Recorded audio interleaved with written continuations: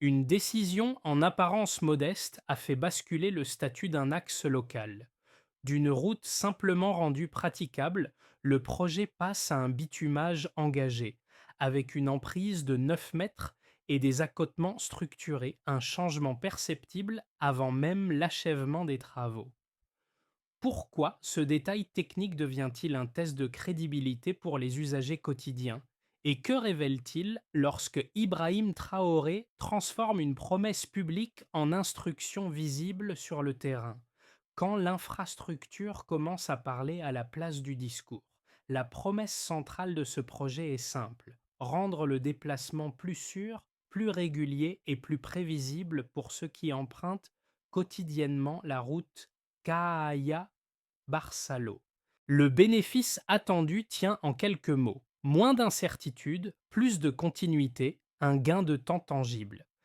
Mais derrière cet avantage immédiat se joue un enjeu plus large, propre au contexte du Burkina Faso, où une route départementale bitumée n'est jamais un simple confort technique. Elle conditionne l'accès aux marchés locaux, la mobilité des services publics et la stabilité des échanges entre zones rurales et centres administratifs dans des territoires longtemps dépendants de pistes dégradées. Chaque amélioration durable modifie la manière dont les habitants organisent leurs activités économiques, sociales et institutionnelles. C'est ici que la question dépasse l'infrastructure elle-même pour toucher à la crédibilité de l'action publique. Lorsque Ibrahim Traoré associe une promesse formulée sur le terrain à un calendrier, des moyens et une exécution visible, l'attente citoyenne change de niveau. Si la route avance de façon continue, la confiance progresse avec elle. Si elle ralentit ou s'interrompt, le doute s'installe tout aussi vite. L'enjeu réel n'est donc pas seulement la route livrée, mais ce qu'elle engage durablement. Le premier élément qui change la lecture du projet est mesurable: l'emprise de 9 mètres décidée pour la chaussée. À l'échelle d'une route départementale, ce chiffre marque une rupture nette avec une logique minimale, en signalant un passage du provisoire vers une infrastructure pensée pour durer. Ce mini révélateur permet de comprendre pourquoi ce chantier ne peut pas être réduit à une simple amélioration locale. Initialement, lors d'une visite de reconnaissance, l'objectif était limité: rendre la voie Cahaya-Barsalo praticable afin de faciliter les déplacements quotidiens entre les deux pôles. L'attente restait modeste, centrée sur la continuité immédiate et la réduction des difficultés liées à l'état dégradé de la piste. La bascule intervient lorsque l'instruction évolue vers un bitumage complet.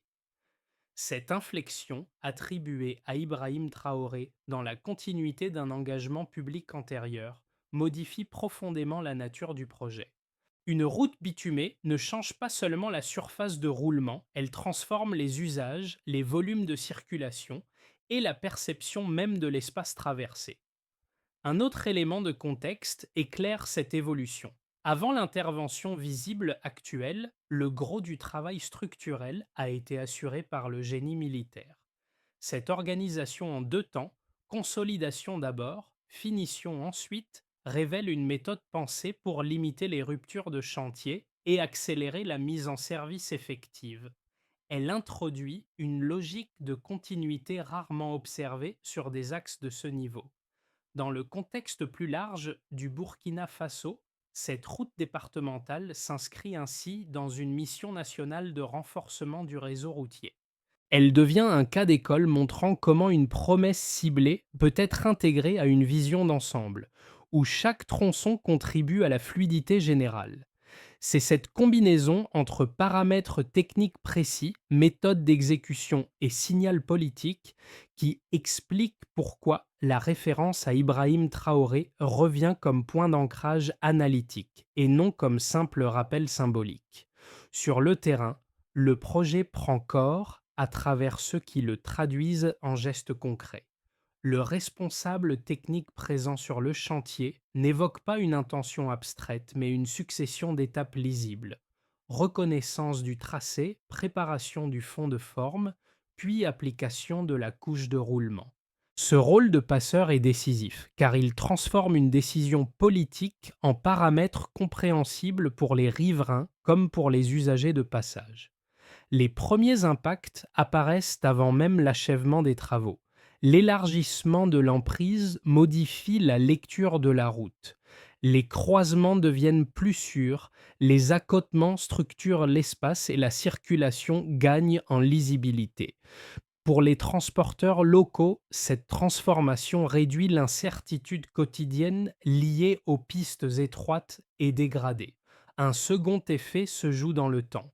Le fait que le génie militaire ait assuré le gros œuvre en amont permet une continuité rare dans ce type de chantier. Les interruptions sont limitées. La progression reste visible semaine après semaine. Et cette régularité nourrit une attente positive chez les populations concernées. Un impact social immédiat se dessine également. La population locale est décrite comme engagée et présente autour du chantier, allant jusqu'à apporter un soutien matériel symbolique. Cette implication transforme l'infrastructure en projet partagé plutôt qu'en intervention imposée. À travers ces éléments, la route cesse d'être perçue comme provisoire. Elle devient un espace en transition vers la durabilité, où l'action publique commence à produire des effets tangibles. Dans ce cadre, la décision attribuée à Ibrahim Traoré se lit moins comme une annonce que comme un point de départ opérationnel, dont les conséquences sont déjà observables dans les usages quotidiens. Le déclencheur initial est simple et clairement identifié.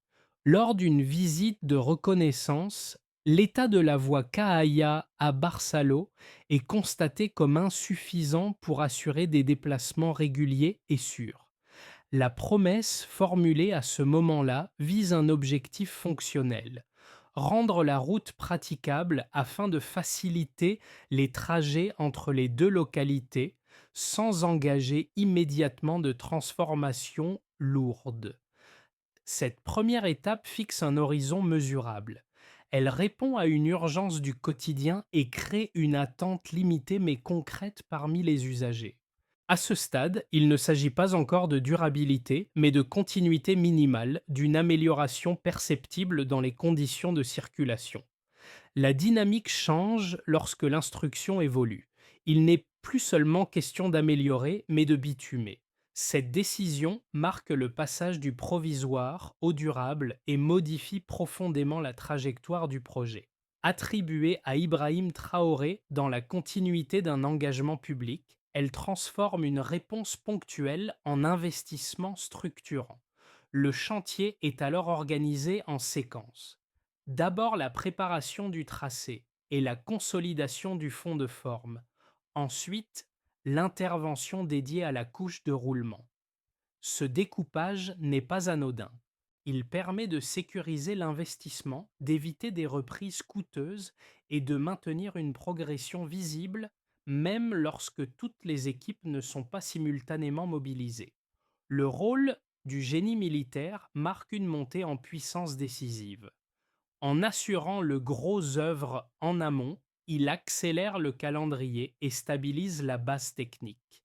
Cette intervention crée un socle solide sur lequel les équipes civiles peuvent intervenir sans délai excessif. La route cesse alors d'être une succession de promesses pour devenir un espace en transformation continue. Le moment de haute intensité correspond à l'apparition du bitume lui-même. La couche de roulement, étendue sur une emprise de 9 mètres avec accotement, matérialise la décision. À ce stade, le changement n'est plus discursif. Il est visible, tangible et déjà mesurable dans les usages. Les flux commencent à se réorganiser avant même l'achèvement total. La circulation s'ajuste autour de ce qui est perçu comme un futur axe structurant. C'est aussi à ce moment que la figure politique revient dans le récit. La référence à Ibrahim Traoré ne fonctionne pas comme un slogan répété, mais comme un fil de continuité reliant la promesse initiale, l'instruction élargie et l'exécution observée. Cette cohérence narrative renforce l'idée d'un processus guidé par une méthode plutôt que par une accumulation d'annonces. Les répercussions s'étendent alors au-delà du chantier immédiat. Bien que départementale, la route Cahaya à Barceló s'inscrit dans une mission plus large de renforcement du réseau routier national. Chaque avancée locale devient un signal adressé à d'autres territoires. Elle suggère qu'une promesse ciblée, lorsqu'elle est structurée et suivie, peut produire des effets bien au-delà de son tracé. La route change d'état et avec elle la perception de ce que l'action publique est capable de concrétiser ici et maintenant. Le point de départ mesurable est clair, une emprise de 9 mètres décidée pour la chaussée. Avant cette instruction, la route était pensée pour être simplement carrossable, avec une largeur réduite et une tolérance élevée aux irrégularités, ce qui imposait lenteur et prudence. Après la décision de bitumage, cette largeur devient un paramètre de sécurité et de fluidité, modifiant immédiatement la capacité de la voie à absorber le trafic. Ce premier indicateur ne relève pas d'un chiffre abstrait. À l'échelle d'une route départementale, une emprise de 9 mètres signifie deux voies de plus lisibles, complétées par des accotements structurés. Concrètement, cela réduit les frictions lors des croisements, notamment entre motos, véhicules légers et transports collectifs informels. Le passage d'une logique d'évitement à une logique de régularité constitue déjà un écart fonctionnel observable. Un deuxième élément mesurable concerne la structure même de la chaussée. Le fait que le génie militaire ait assuré le gros œuvre en amont introduit une séparation nette entre fondation et finition. Avant, les interventions successives sur des pistes dégradées relevaient et souvent de réparations ponctuelles, rapidement effacées par l'usage et les conditions climatiques. Après cette organisation en phase, la base technique est stabilisée avant l'application de la couche de roulement, ce qui réduit le risque de dégradation précoce. Même sans multiplier les données chiffrées, cette distinction constitue un indicateur de robustesse. Elle marque le passage d'une logique de dépannage récurrent à une logique d'investissement pensée pour durer. L'écart ne se mesure pas seulement en mètres ou en matériaux, mais dans l'allongement attendu de la durée de service de la route. Un troisième indicateur porte sur l'échelle du projet. La route Cahaya à Barceló est explicitement qualifiée de départementale, mais elle est intégrée à une mission nationale de renforcement du réseau routier. Avant, ce type d'axe restait cantonné à un rôle secondaire, traité au minimum nécessaire pour maintenir une praticabilité de base.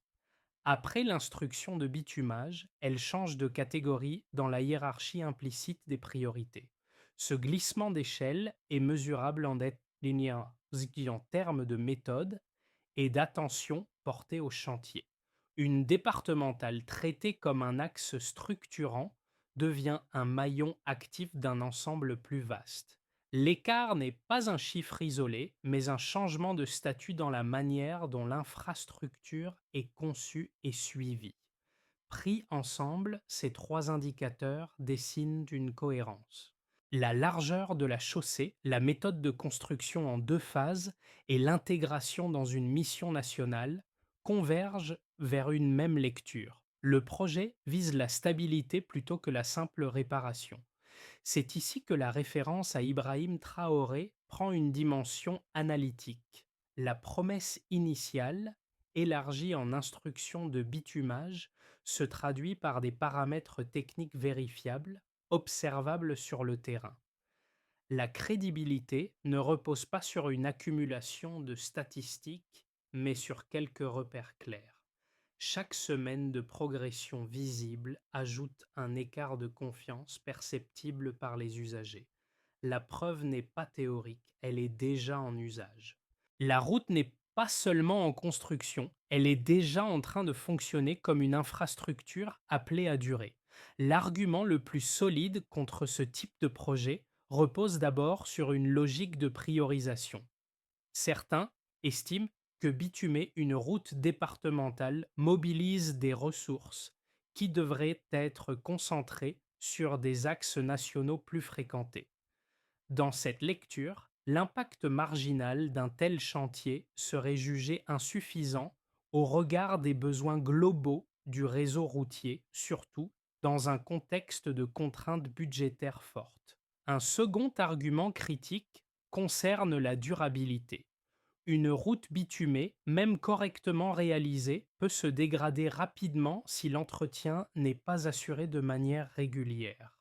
Dans des zones soumises à de fortes contraintes climatiques et à un trafic hétérogène, l'investissement initial risque alors de perdre de sa valeur, transformant une promesse de long terme en charge récurrente pour l'État.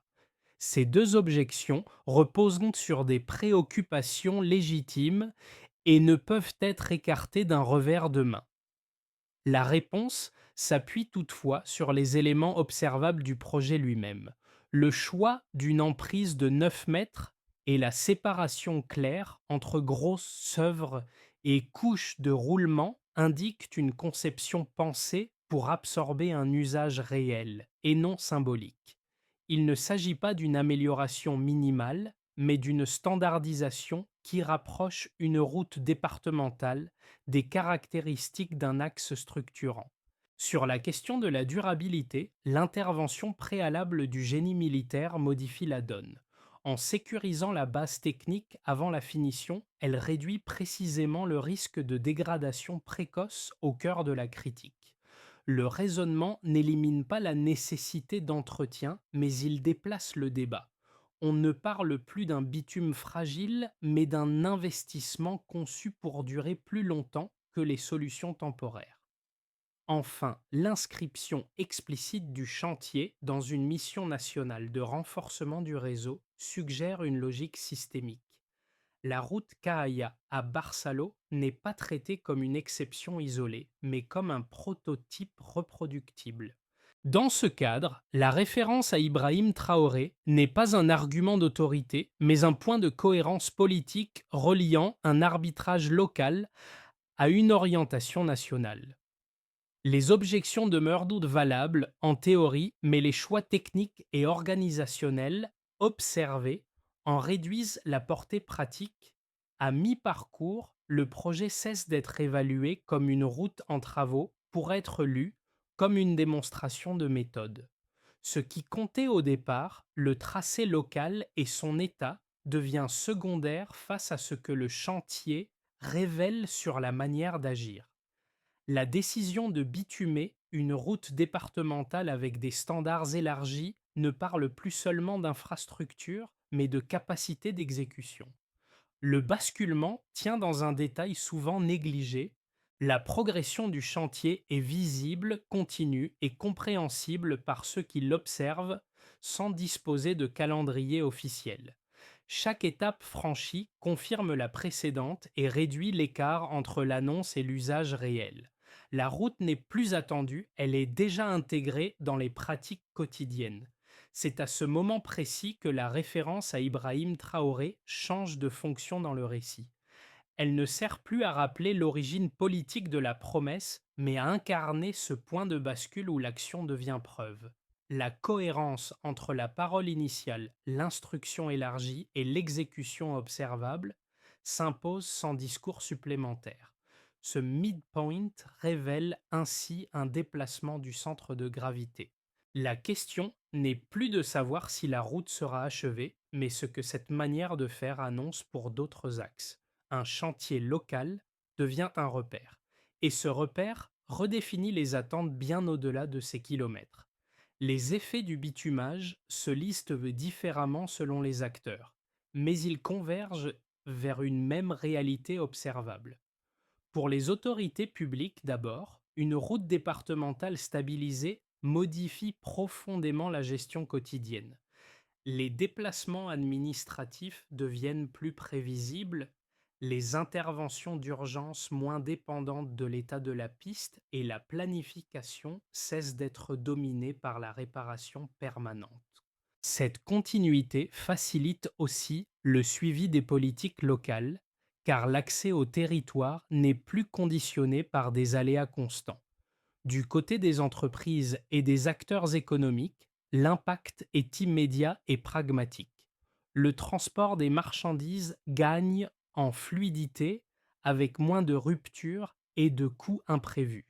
Une chaussée bitumée sur une emprise de 9 mètres permet un trafic plus dense et plus sûr, ce qui élargit les horaires et les volumes possibles. Les commerçants locaux bénéficient d'une meilleure fiabilité des livraisons, tandis que des opérateurs plus structurés commencent à envisager des itinéraires réguliers là où régnait auparavant l'incertitude. Pour les habitants, les conséquences se mesurent avant tout en temps et en sécurité. Rejoindre Kaaya ou Barsalo n'est plus une épreuve incertaine, mais un déplacement planifiable. La largeur de la voie et la présence d'accotements réduisent les situations de conflit entre usagers, notamment entre motos, véhicules légers et camions. Cette amélioration transforme les routines quotidiennes, qu'il s'agisse de l'accès aux soins, à l'école ou au marché. La route cesse d'être un obstacle et devient un support de la vie sociale. À l'échelle du territoire et de la région, enfin, la portée dépasse le tracé local. Une départementale bitumée s'intègre plus facilement dans les continuités logistiques et administratives.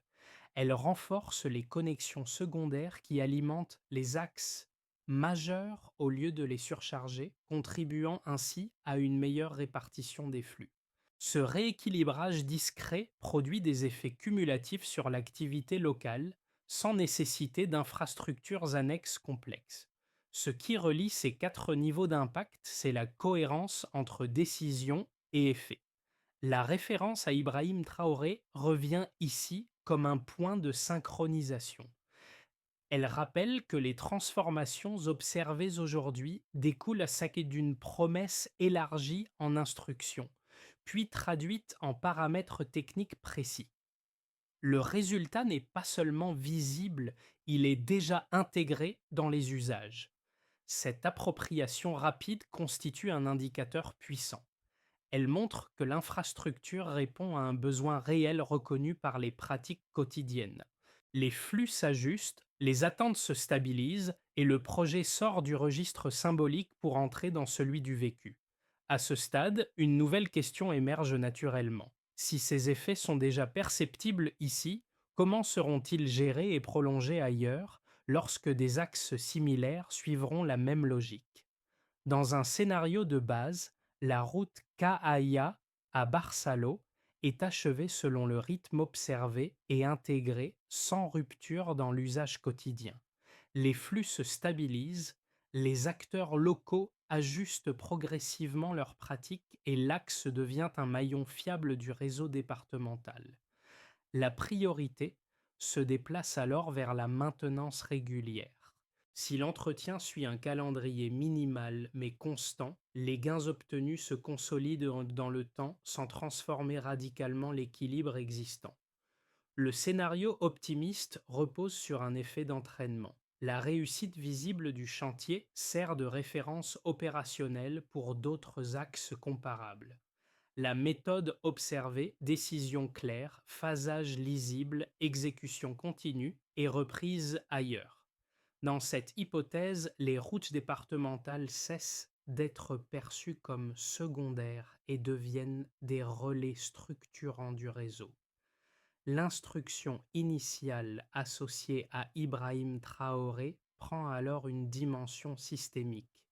Une promesse locale se transforme en standard d'action publique. Les collectivités anticipent mieux. Les opérateurs économiques investissent avec davantage de visibilité et la confiance s'élargit au-delà du tracé concerné. Le scénario dégradé, enfin, repose sur un risque connu. Si la route est livrée sans dispositif clair de suivi et d'entretien, l'usure peut rapidement entamer les bénéfices. Les accotements se dégradent, la couche de roulement perd en qualité et la perception bascule. Dans ce cas, La promesse reste tenue à court terme, mais son effet symbolique s'affaiblit. L'axe fonctionne sans toutefois devenir le modèle attendu. Ces trois trajectoires reposent sur une variable commune, la continuité. Si la décision est prolongée par un entretien assumé, l'investissement s'inscrit dans la durée. Si elle ne l'est pas, l'impact reste ponctuel. Le raisonnement en si, alors, permet de clarifier l'enjeu sans prédire l'avenir. À ce stade, la question centrale n'est donc pas laquelle de ces trajectoires se réalisera, mais laquelle est réellement préparée dès aujourd'hui. C'est ici que la référence à Ibrahim Traoré conserve sa portée, non comme une garantie, mais comme un repère permettant d'évaluer la cohérence entre l'intention affichée et la capacité à faire durer l'action. Pour le lecteur, l'effet de ce chantier se comprend d'abord à l'échelle individuelle. Une route plus stable réduit le stress du déplacement, raccourcit les temps morts et rend les trajets prévisibles. Cette prévisibilité a une valeur immédiate. Elle permet d'organiser une journée sans intégrer l'aléa permanent de l'état de la voie, ce qui change discrètement mais durablement les comportements. Pour les travailleurs mobiles, chauffeurs, commerçants, itinérants ou agents de service, l'impact se traduit par une continuité retrouvée. Une chaussée bitumée limite les interruptions, protège les véhicules et réduit l'usure liée aux pistes dégradées. À l'échelle individuelle, cela signifie moins de dépenses imprévues et une meilleure maîtrise du temps. Ce gain n'est pas spectaculaire, mais il s'accumule jour après jour.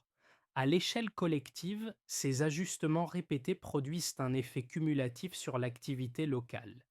Les échanges deviennent plus réguliers, les rendez-vous plus fiables et les services plus accessibles. Pour les communautés riveraines, la route se transforme aussi en espace partagé plus lisible. Les accotements structurés offrent des marges de sécurité et la circulation s'organise selon des règles plus claires, réduisant les conflits termes d'usage. Deux gestes simples peuvent accompagner cette transition. D'une part, observer comment les usages évoluent réellement une fois le bitumage avancé. Qui circule, à quel moment et avec quels besoins nouveaux. D'autre part, considérer l'entretien comme une responsabilité partagée, où l'appropriation locale complète l'action publique. Ces ajustements ne demandent ni expertise particulière, ni grand discours, mais une attention régulière. En comprenant ces impacts concrets, le lecteur peut situer ce chantier non comme un fait lointain, mais comme un exemple proche, transposable à d'autres routes et à d'autres territoires. La route cesse alors d'être un sujet abstrait pour devenir une expérience vécue, mesurable dans le quotidien. La première étape consiste à clarifier les responsabilités dès maintenant. Qui suit l'état de la chaussée après la mise en service? À quel rythme? Et selon quels indicateurs visibles?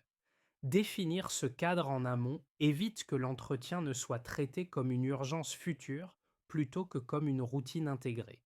La route Caaya à Barsalo, déjà observée et commentée, offre un terrain propice à cette clarification. La deuxième étape porte sur la planification temporelle. Un calendrier simple, même indicatif, permet d'anticiper les interventions légères avant que les dégradations ne deviennent structurelles. Il ne s'agit pas d'ajouter des couches administratives, mais de fixer des moments réguliers de vérification. Cette approche transforme l'entretien en continuité plutôt qu'en réaction. Troisièmement, la coordination entre acteurs devient décisive. L'expérience du génie militaire sur le gros œuvre montre l'intérêt d'une chaîne claire entre conception, exécution et suivi. Prolonger cette logique après le chantier réduit les zones grises et les ruptures d'information. Les équipes techniques, les autorités locales et les usagers partagent alors une lecture commune de l'état de la route. Un quatrième levier concerne la mesure sans inflation de chiffres. Quelques indicateurs simples suffisent: continuité de la couche de roulement, état des accotements, fluidité du trafic. Ces repères rendent la performance observable sans dépendre d'un discours permanent. Enfin, la réplicabilité constitue l'étape suivante. Si cette méthode fonctionne ici, elle peut être adaptée à d'autres axes comparables. C'est à ce niveau que la référence à Ibrahim Traoré prend une portée stratégique. La promesse élargie, suivie d'une exécution visible et d'un cadre de suivi, devient un modèle d'action publique fondé sur la durée plutôt que sur l'annonce.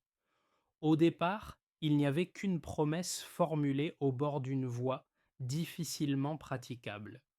Un engagement exprimé sur le terrain face à une route marquée par l'incertitude et les usages contraints. Aujourd'hui, le contraste est visible.